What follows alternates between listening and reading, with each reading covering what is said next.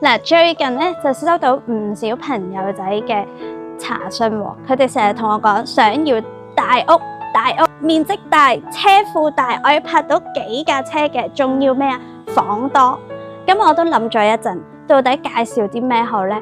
嗱，今日咧就同你睇一個二手嘅物業。平時睇咁多一手啦，其實二手市場咧亦都非常之唔錯，有好多唔同類型嘅屋苑咧，其實都有上盤嘅。今日睇呢個咧，絕對係非常心水推介嘅。因為車庫嘅位置非常之緊要啊！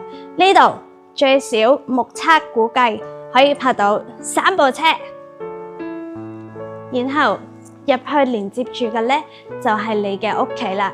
落雨嘅話、打風嘅話都唔使驚，一落車就可以返屋企啦。入到嚟門口玄關位置。呢度空間感十足啊！成個位置咧非常之寬闊，你可以擺幾個大鞋櫃做晒成個 showroom 都得。然後旁邊嘅咧配備咗嘅就係一個洗手間同埋一個工作套房。如果睇一間屋咧夠唔夠氣派嘅話，首先要睇嘅一定係佢嘅客廳。客廳夠大，即係話你可以邀請嘅朋友可以越多，即係話你間屋可以容納嘅人越多。呢度除咗面積夠大，成間屋一共3130尺，喺呢個屋苑嚟講係極度罕有。而呢度有貨賣嘅，亦都極之少。成個屋苑嘅設計，呢度暫時嚟講同一條街只有2間呢一個 size 嘅大屋嘅啫，所以今日先同你哋先睹為快。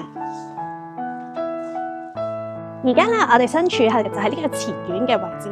前院呢度咧，成個屋苑呢一度只係行人通道。咁得閒小朋友出嚟嘅話咧，可以踩下滑板車，有寵物嘅可以喺度放下狗。對面我哋對住嘅就係一間董事屋，超過5000尺嘅大屋。即是話喺你隔離左右嘅都係門當戶對、戶戶大戶嘅。嚟到今日住嘅就係呢個，首先飯廳同埋廚房。成間屋都做晒裝修設計，全部同一個色系。咁廚房嘅位置空間感亦都十足，一個正方形嘅設計。如果有需要嘅，請埋5星級大廚嚟幫你煮飯都冇問題啊！而家咧就上去睡眠區嘅位置啦。上到嚟呢一層咧，一共3個房間，再加一個影音房。咁業主亦都非常之花心思，做好晒所有嘅設備。再嚟咧就係套房啦，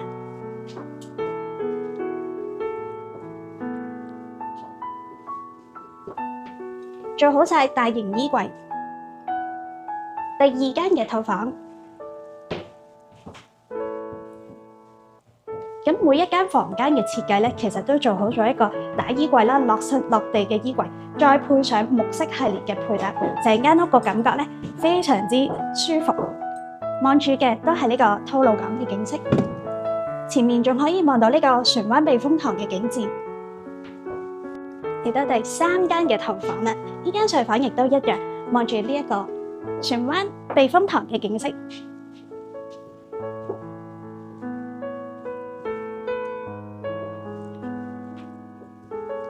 浴室咧用咗呢個玻璃嘅設計，增加咗呢個透光度，亦都做咗乾濕分離。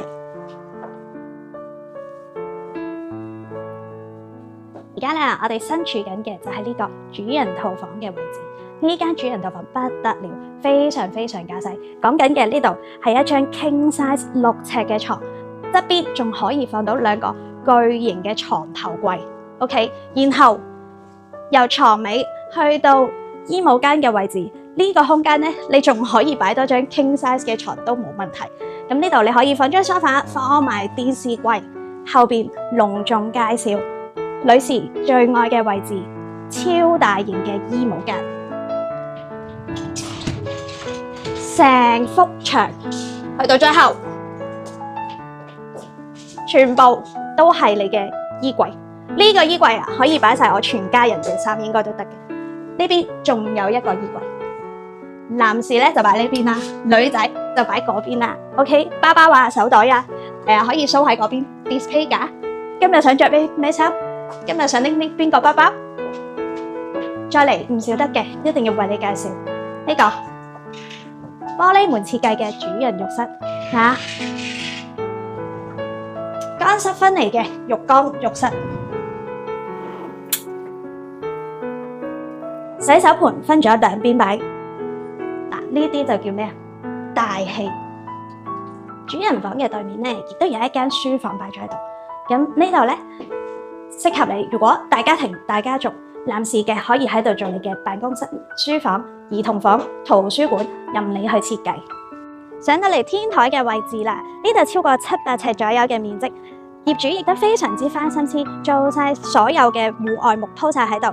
咁除咗得閒可以燒下嘢食招呼朋友之外咧，呢度唔少得一提嘅，一定係呢度嘅景色。